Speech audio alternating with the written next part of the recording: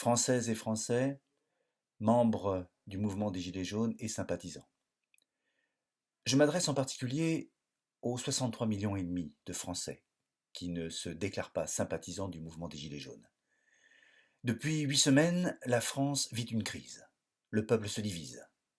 Ce qui se passe dans d'autres pays, Italie, Autriche, Hongrie, Allemagne, Turquie, mais aussi d'une certaine manière en Russie et aux États-Unis, est sur le point d'arriver à notre beau pays.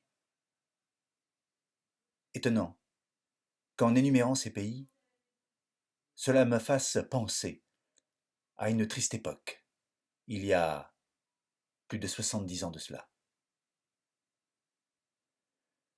Une poignée d'individus désemparés, fatigués, en colère contre un système qui les oppresse, se font embarquer par de beaux parleurs, au langage savamment préparé, au ton volontairement amical et compatissant, et les poussent à la révolte, à la guerre civile qui se dessine. Mais il y a cette majorité silencieuse qui existe. Vous êtes cette majorité. Et parce que vous n'êtes pas violent, vindicatif, contestataire, les médias ne vous donnent pas la parole. À vous. Et pourtant, vous êtes 63 millions et demi. Bon, ok, 40 millions, on va dire, de plus de 15 ans. Or, parmi vous, combien souffrent de cette crise? Est-ce qu'on entend les 58 000 salariés mis au chômage partiel à cause de cette crise? Est-ce qu'on entend les salariés qui ne peuvent aller travailler et qui sont empêchés? Est-ce qu'on entend les patrons qui vont fermer leur entreprise? Non. Alors je vais leur donner la parole. Voici des témoignages que j'ai récoltés sur Internet, car certains en ont marre et commencent à sortir de leur silence. Ils ont peur, ils souffrent, ils trouvent que cela n'a pas de sens. Ces témoignages s'étalent de novembre à maintenant. Les voici. Laurence. Ma coiffeuse m'a dit que le 17 novembre, pour accéder au parking du supermarché où elle devait travailler en tant que salariée, les gilets jaunes qui bloquaient l'accès lui ont demandé sa carte d'identité et son bulletin de salaire. Elle leur a montré sa carte d'identité, mais comme elle n'avait pas de bulletin de salaire sur elle, ils l'ont bloquée un long moment et elle a dû supplier pour qu'on la laisse aller bosser. C'est une honte. Benjamin. Jeune entreprise d'à peine 3 ans en plein essor. Moins 30% de chiffre d'affaires depuis décembre. Peu de trésorerie, aucune visibilité sur janvier, bref, angoisse totale pour le trimestre à venir. Julie. Le 1er décembre, obligé de fermer les portes du magasin, d'éteindre les lumières, et planqué derrière les gondoles pour éviter toute incitation. Tous les magasins ont dû faire de même, car beaucoup de violence et de casseurs. J'ai des photos. Les CRS étaient en confrontation avec les gilets jaunes sur la zone commerciale, nous forçant à rester confinés en magasin. Une de mes vendeuses a paniqué et s'est mise à pleurer. La même devait passer en contrat 35 heures en janvier. La perte de chiffre d'affaires, le 17 novembre, a réduit à néant son attente de 2 ans en contrat 24 heures. Perte de prime pour moi et toute l'équipe sur 2 mois. Chaque samedi, je vais au magasin, la boule au ventre. Et mon homme m'a récupéré plusieurs soirs en larmes à cause de la pression psychologique que cela nous fait subir. Sylvie. Outre les nombreux blocages que mon mari subit tous les jours sur la route, qui lui font perdre un temps pas possible sur les horaires de livraison et de ramassage, l'impact direct est la perte de salaire. 400 € sur novembre, et probablement idem sur décembre. Et la mise en danger de son entreprise qui ne pourra pas tenir encore bien longtemps si cela continue. Jean-Patrick. Mon ami et moi vivons à 600 km l'un de l'autre, en attendant que l'un de nous trouve un travail de l'autre côté. 3 ans comme ça. C'est très difficile. Mais depuis les Gilets jaunes, c'est de plus en plus une galère permanente pour se rejoindre. Audrey. Je suis chauffeur privé, le mouvement a eu un impact sur mon activité dans la mesure où 80% de mon taf, c'est d'emmener les gens au centre commercial. J'ai perdu un quart de mon chiffre d'affaires en novembre. Maintenant, je rame pour rattraper le retard, pas de rémunération sur décembre, et on est censé dire merci, à ce qu'il paraît. Patrice.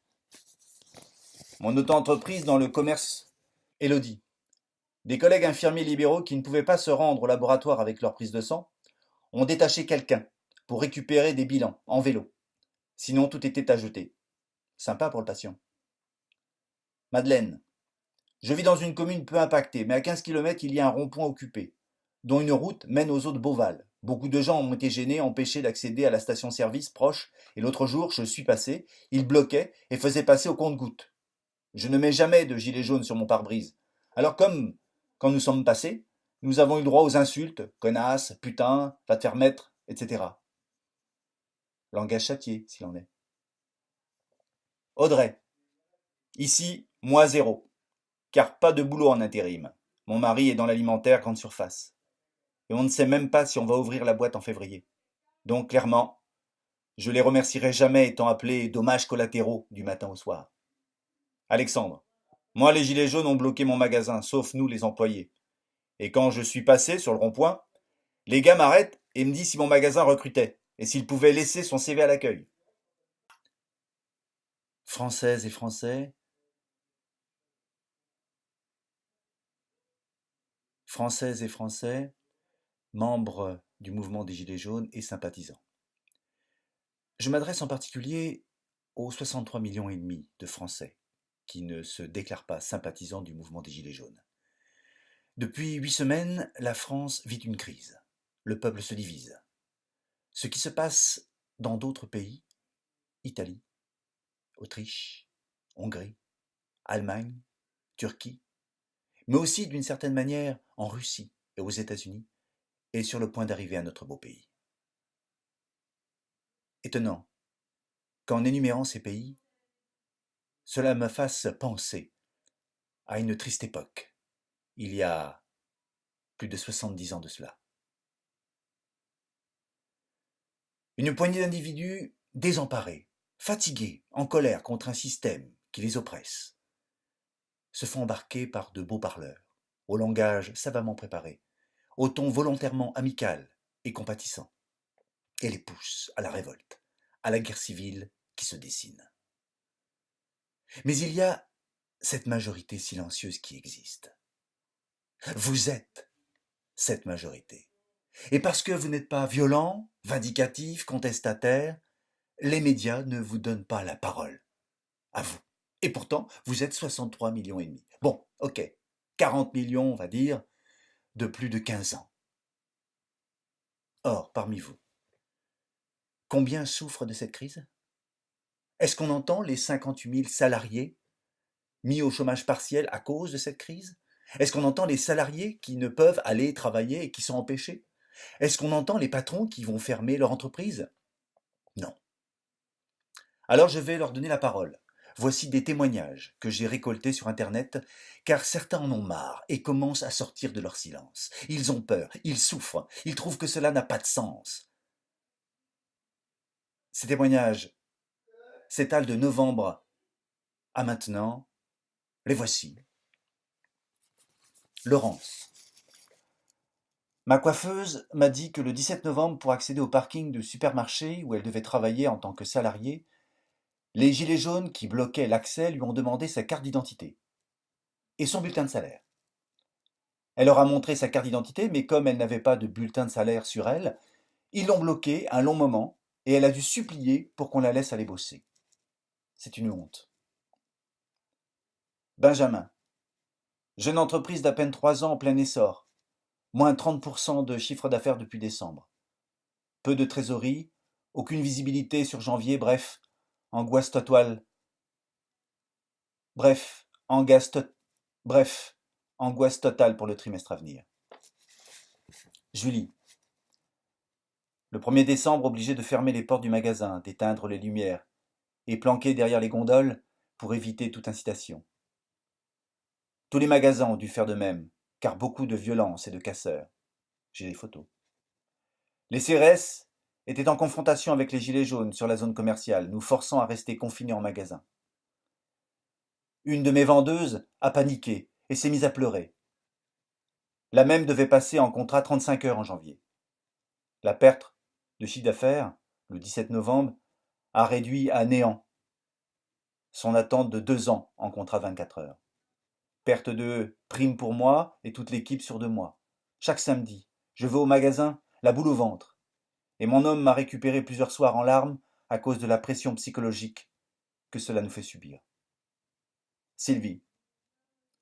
Outre les nombreux blocages que mon mari subit tous les jours sur la route, qui lui font perdre un temps pas possible sur les horaires de livraison et de ramassage, l'impact direct est la perte de salaire. 400 € sur novembre, et probablement idem sur décembre. Et la mise en danger de son entreprise qui ne pourra pas tenir encore bien longtemps si cela continue. Jean-Patrick. Mon ami et moi vivons à 600 km l'un de l'autre, en attendant que l'un de nous trouve un travail de l'autre côté. 3 ans comme ça. C'est très difficile. Mais depuis les Gilets jaunes, c'est de plus en plus une galère permanente pour se rejoindre. Audrey. Je suis chauffeur privé, le mouvement a eu un impact sur mon activité dans la mesure où 80% de mon taf, c'est d'emmener les gens au centre commercial. J'ai perdu un quart de mon chiffre d'affaires en novembre.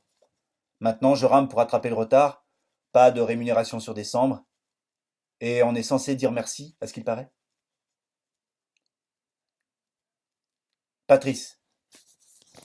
Mon auto-entreprise dans le commerce florissante depuis 3 ans, progression constante, au point que ma femme s'était mise au chômage pour monter son entreprise complémentaire à la mienne.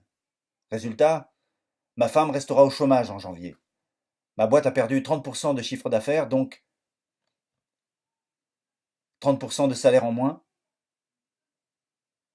alors que Elodie. Des collègues infirmiers libéraux qui ne pouvaient pas se rendre au laboratoire avec leur prise de sang. Ils se sont détachés. Elodie. Des collègues infirmiers libéraux qui ne pouvaient pas se rendre au laboratoire avec leur prise de sang ont détaché quelqu'un pour récupérer des bilans en vélo.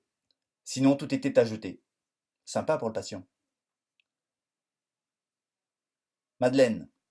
Je vis dans une commune peu impactée, mais à 15 km, il y a un rond-point occupé, dont une route mène aux eaux de Beauval. Beaucoup de gens ont été gênés, empêchés d'accéder à la station-service proche, et l'autre jour, je suis passé, ils bloquaient et faisaient passer au compte-gouttes. Je ne mets jamais de gilet jaune sur mon pare-brise.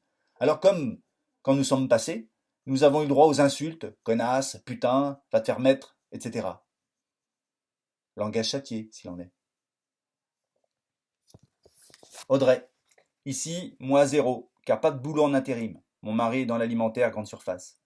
Et on ne sait même pas si on va ouvrir la boutique. Audrey.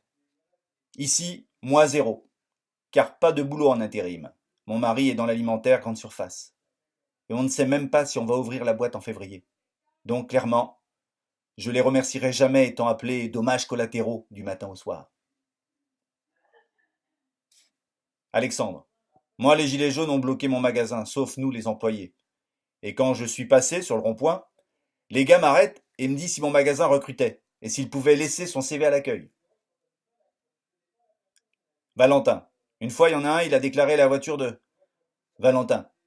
Une fois, il y en a un, il a éclaté la voiture de mon voisin avec une canette. Odile. Ma fille rentrait chez elle après avoir emmené son petit malade chez le docteur.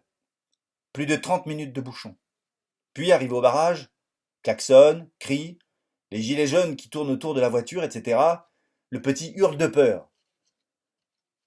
Ma fille ouvre la porte pour expliquer aux gilets jaunes la situation.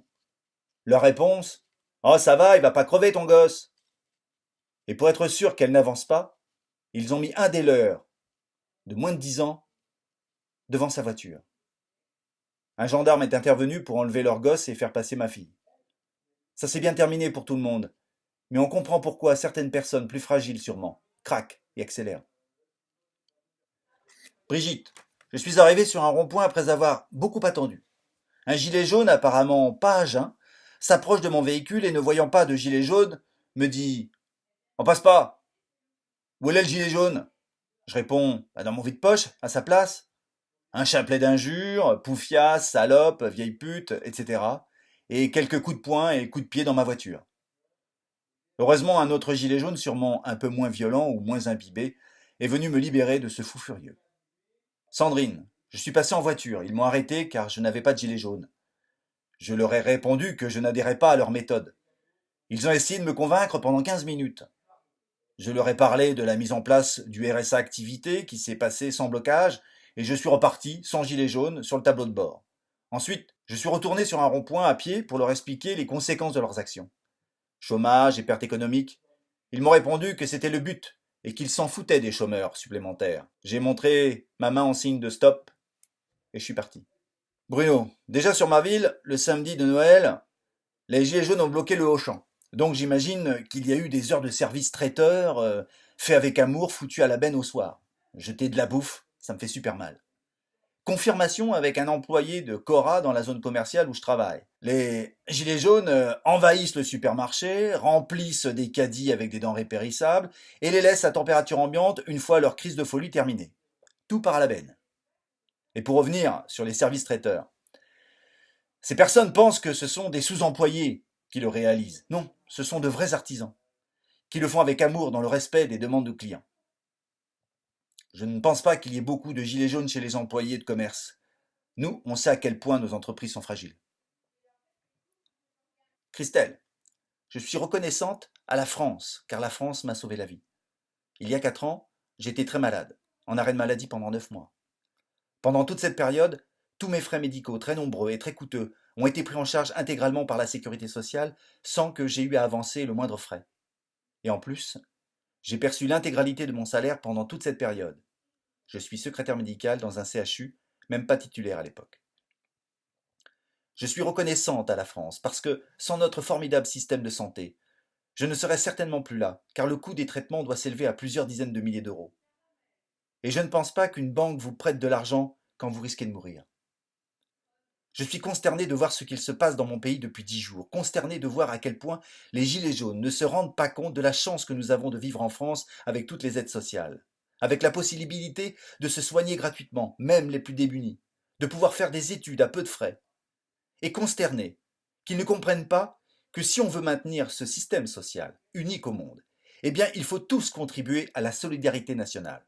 Alors oui, c'est pas marrant de payer des impôts et des taxes, mais qu'est-ce que je suis contente de payer au final? J'ai peur pour samedi, je me demande comment on a pu passer de ces scènes de liesse populaire sur les Champs-Élysées cet été, tous heureux, fêtant la victoire à la Coupe du Monde, à ces images de guérilla urbaine de samedi. J'ai mal à ma France. La régression, ce mois-ci, est générale. Le but des Gilets jaunes, vu sous leur forum, c'est de mettre le pays à genoux en bloquant toutes les entreprises. Et les discours au blocage, quand on leur dit « Allez, soyez sympas, laissez-nous passer, on va perdre notre boulot à force », c'est « Tant mieux, il y aura plus de chômeurs pour grossir nos rangs ». David, poissonnier. Témoignage sur RMC, 6h44, le 20-12. Je me suis levé cette nuit à 3h pour aller chercher ma palette aux entrepôts Step au Mans. Et j'ai pas pu la récupérer car les camions étaient bloqués sur Rennes. Donc j'ai une palette de 924 € qui est là-bas. Moi aujourd'hui, je peux pas travailler. Ça m'est déjà arrivé il y a 15 jours, j'ai perdu pour 700 € de palette. J'ai perdu mon chiffre d'affaires de la journée. Aujourd'hui, c'est ma boîte qui va couler. J'en ai marre. C'est ma boîte qui va couler. Marre. Ils étaient là entre 22h et 2h du matin. Ils ont même mis le feu devant les grilles de l'entrepôt Step au Mans. Ils ont brûlé plein de poubelles, enfin bref, c'était un truc de fou. Mais c'est nous qui font souffrir, pas seulement les petits commerçants. Moi, je veux simplement travailler. Je suis levé à 3h et je travaille jusqu'à 22h le soir. Tout ce que je demande, c'est de pouvoir travailler. Je ne demande pas grand-chose, juste de pouvoir travailler. Et je peux pas aujourd'hui. Je peux pas. C'est ma société qui va en souffrir. Et qu'est-ce qu'ils cherchent? Qu'est-ce qu'ils cherchent? Et ils ont promis de revenir la semaine prochaine. Sauf que moi, la semaine prochaine, j'ai toute ma marchandise pour les plateaux de fruits de mer de Noël. Imaginez si je n'ai pas ma palette. J'ai toutes mes commandes qui tombent à l'eau. Vous imaginez un peu? Emmanuel. Je suis aussi indépendant. J'achète des chevaux, je les travaille, je les vends. Là, c'est mort. Les indépendants n'ont pas le droit au chômage. Nous sommes sous la dictature des gilets jaunes fascisants qui profitent de la douce République qui dépense des fortunes pour qu'ils puissent exprimer des revendications qu'ils ne connaissent pas eux-mêmes lors des manifestations non déclarées et sur lesquelles tout le monde sait que des casseurs vont se greffer. Les pacifistes, les légalistes, le peuple travailleur, tant pis pour vous. Nous sommes otages de 200 000 gilets jaunes qui se sont baptisés le peuple. Isabelle. Ma société est à Paris, nous travaillons dans le secteur du 8e, 16e et 17e et nous sommes juste pénalisés le samedi.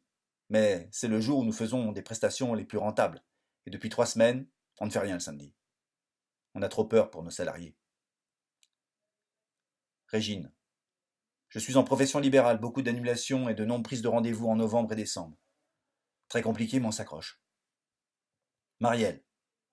Pour info, suite aux déclarations de M. Macron, je vais baisser drastiquement le prix du permis de conduire. On n'a plus d'inscription.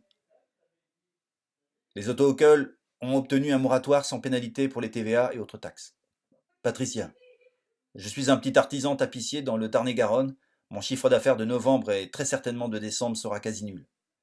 D'habitude, en fin décembre, j'ai 6 mois de chantier d'avance. Aujourd'hui, je vis au jour le jour. Stéphane. J'étais commerçant. Et le mouvement des Gilets jaunes nous fait mettre la clé sous la porte à force. Mais par contre, il engrosse les gros patrons comme Amazon. En fait, les Gilets jaunes tuent la France et les petits commerçants que nous sommes. Thomas. Artisan sur Alès, le téléphone ne sonne plus depuis 15 jours.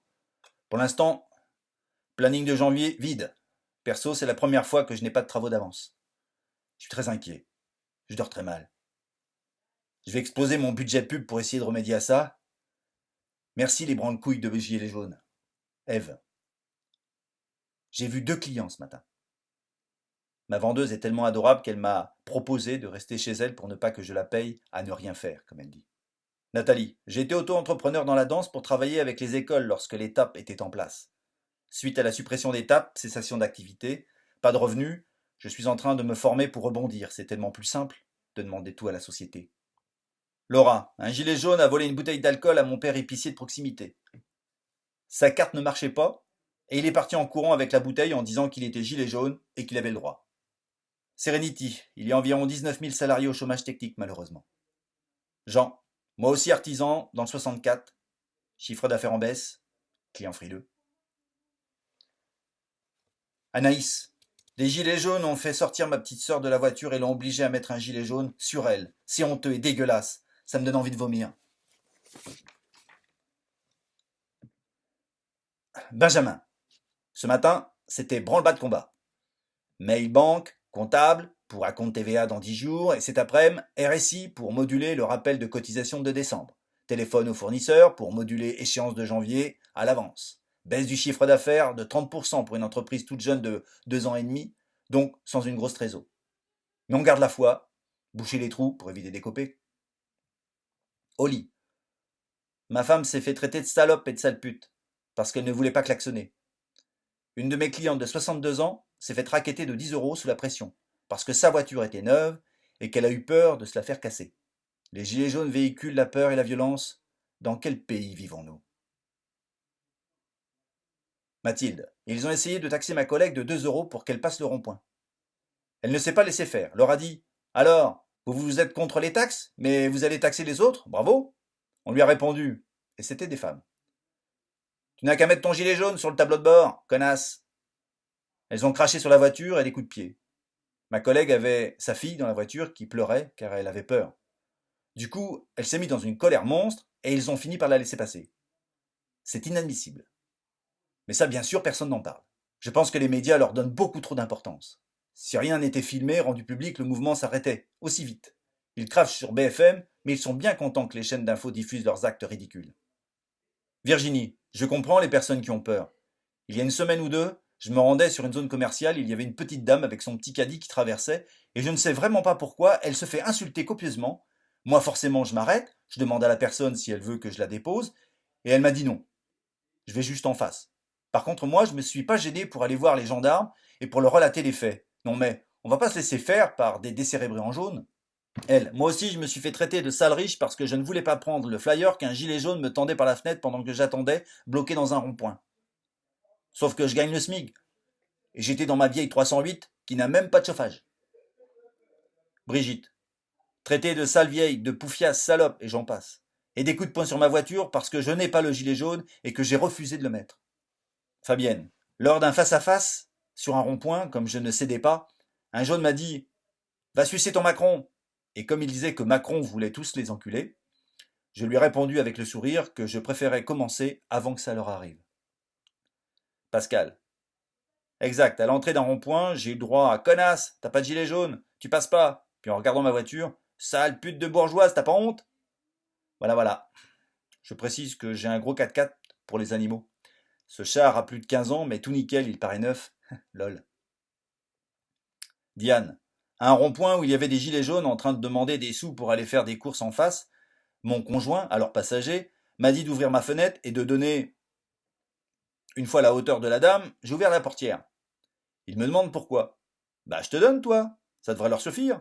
Il me regarde. Ne sachant pas si c'était du lard ou du cochon, il a refermé la portière. J'ai pas adressé la parole à la gilet jaune et je me suis barré. J'ai dit à mon homme, je ne vais pas donner mes sous à ces emmerdeurs, qui plus est, mes sous pour les cadeaux de Noël. Chacun sa merde. Je ne l'ai pas entendu et j'ai même eu le droit à un petit resto le midi. Élodie, voilà mon coup de gueule. Mon mari, chauffeur routier, vient d'être arrêté par les gilets jaunes qui lui ont demandé de signer une pétition. Il a refusé. Du coup, insultes, menaces, ils ont essayé de le sortir du camion.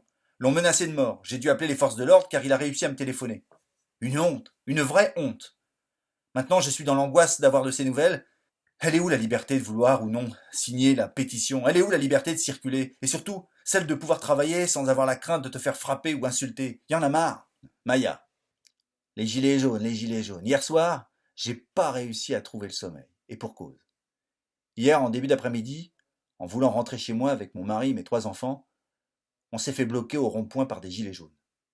L'un d'entre eux s'est mis face à notre véhicule au moment où mon mari a démarré la voiture pour passer. Il s'est mis à brailler, et donc là, 25 gilets jaunes nous tombent dessus. Ils attaquent la voiture, alors que mes jumeaux de 22 mois dormaient et que mon fils de 10 ans lisait. Mes enfants se sont mis à pleurer. Mes enfants étaient terrorisés. Voyant que cela ne cessait pas, je suis sorti du véhicule et j'ai crié d'arrêter, et que j'avais mes enfants dans la voiture. Mon mari avait fait de même de son côté. Eh bien, vous savez ce que l'on m'a répondu? On s'en fout que vous soyez avec vos gosses. Ça ne vous a pas empêché de rouler sur une personne. Rouler sur une personne. Je veux juste rentrer chez moi. Je n'ai jamais demandé aux gilets jaunes de se mettre devant ma voiture, et puis le monsieur se porte bien, vu que comme il gueulait contre mon mari, je vous rassure, hein, il n'est pas mort. Par contre, à ce moment-là, j'ai compris que plus rien ne les arrêtait. Et surtout, il fallait que je protège mes enfants. Mais le must dans cette histoire, c'est que pendant que j'étais d'un côté de la voiture et mon mari de l'autre côté, occupé par un flic, un gilet jaune a ouvert la portière du côté de ma fille de 22 mois. Alors tout se finit bien car une personne des forces de l'ordre a vu et a intercepté la personne et a refermé la porte aussitôt. Mais qu'est-ce qu'il se serait passé si personne n'était intervenu? C'est ça le mouvement des gilets jaunes? Nous prendre en otage, nous, peuple français? Ils étaient prêts à faire quoi à ma fille de 22 mois? À l'équiper d'un gilet jaune? À l'envoyer à Macron? À la prendre en otage? À bloquer tous ces ronds-points, tous ces accès d'autoroute, toutes ces plateformes logistiques? Ils ont oublié les Français dans cette histoire. Ras-le-bol de ces gilets jaunes. Je n'ai pas dormi de la nuit et mon fils de 10 ans a fait des cauchemars. Leurs actes sont impardonnables. La France et les Français ne méritent pas ça. Mais ce qui me fait le plus peur dans cette histoire, c'est que c'est pas fini.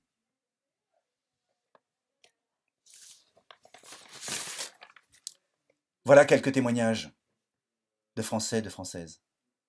Alors, si vous vous reconnaissez dans ces témoignages, si vous aussi vous en avez marre, montrez que nous sommes plus nombreux.